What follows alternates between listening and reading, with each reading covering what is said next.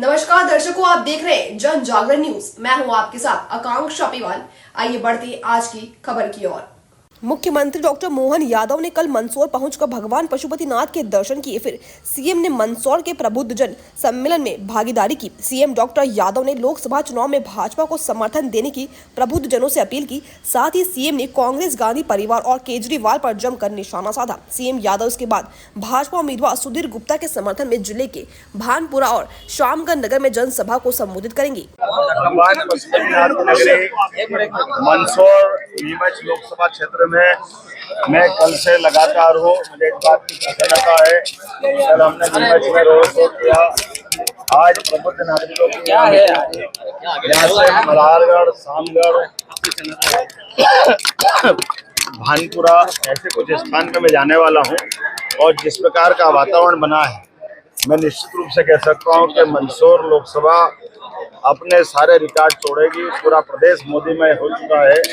माननीय मोदी जी के नेतृत्व में जिस प्रकार से जनता एप्रिशिएट कर रही है, कल तीसरे चरण के चुनाव तक अब हमारी केवल 8 लोकसभा बची है और अभी तक के सारे तीनों चरण की सभी सीटें हम जीतने की स्थिति में पहुंचे हैं।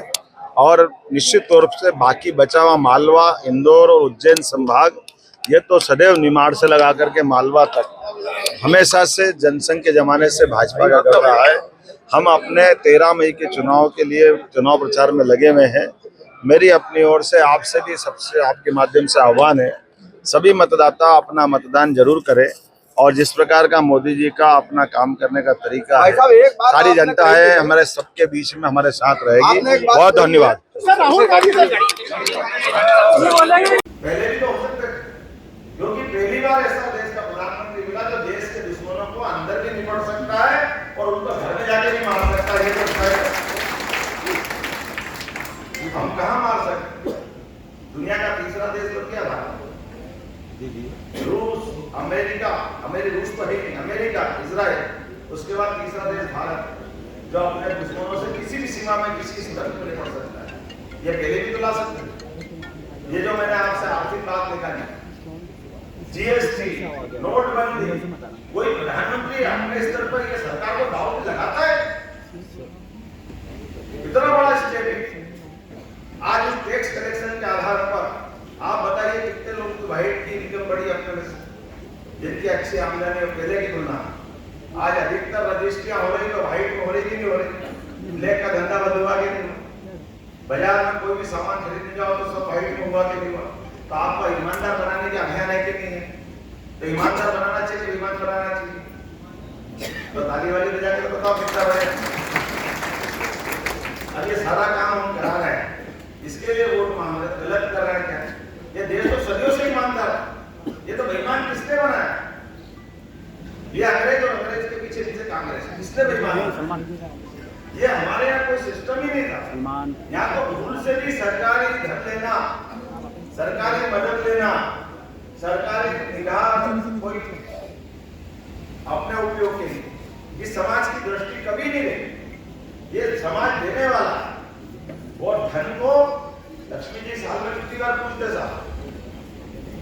कितनी बार पूछते? बिना लक्ष्मी के देश चलता है क्या? कितनी अच्छी शिक्षा देता देश। इस लक्ष्मी के बिना एक घंटा रखना मुश्किल है। उनकी भी साल में एक बार पूजा करते कि नहीं करते? रोज करते हैं क्या? लक्ष्मी जी नाराज हो जाए तो क्या होता? लेकिन जानते हुए भी लक्ष्मी का एक महत्व, लेकिन बाकी चीजों का महत्व। इसलिए घर के अंदर भी टाटा, बिरला, अंबानी, अडानी इनकी किसके फोटो नहीं लगाते। हमारे यहाँ तो जिनके कपड़े भी नहीं है, उनके आगे साष्टांग दंडवत करके हम आनंद लेकर उनका आशीर्वाद लेते हैं। ये संस्कृति उनके लिए जानी जाती है। इसके पास कुछ नहीं है, लेकिन मानवता, हमारे अपने जीवन मूल्य, हमारे आदर्श, उसको संस्कृति सदैव मान सम्मान देती है।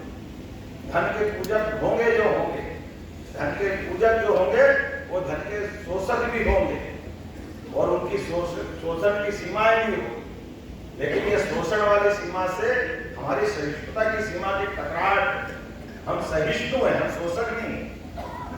हम सबको लेके चलना चाहते, लेकिन मूल गुरु को बचा के चलना चाहते। इसलिए हम ये सारी बात करने के लिए आए।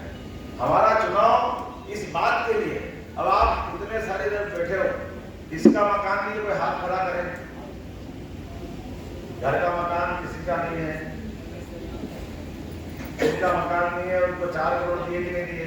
3 करोड़ भी देने वाले हाथ खड़ा कराइए तो तुमको मिल जाएगा। लेकिन ये अपने लोगों के बीच में से नरेंद्र मोदी का मकान कहाँ है बताओ जरा, हाथ खड़ा करके। नरेंद्र मोदी जी का घर का मकान है क्या? हाथ खड़ा करके बताओ। कहीं जमीन है क्या? वे हाथ खड़ा करके बताओ। कोई बैंक अकाउंट में पैसा है क्या? बताओ आप में से किसी के उनके हर एक के बाल बच्चों की भी लड़ाई हो रही। सोनिया अपने बच्चों के लिए लड़ रही, लालू अपने बच्चे के लिए लड़ रहे, गांधी जी अपने बच्चों के लिए लड़ रहे, कांग्रेस के पवार अपने बच्चों के लिए लड़ रहे, उद्धव ठाकरे अपने बच्चों के लिए लड़ रहे। मोदी किसके बच्चों के लिए लड़ रहे?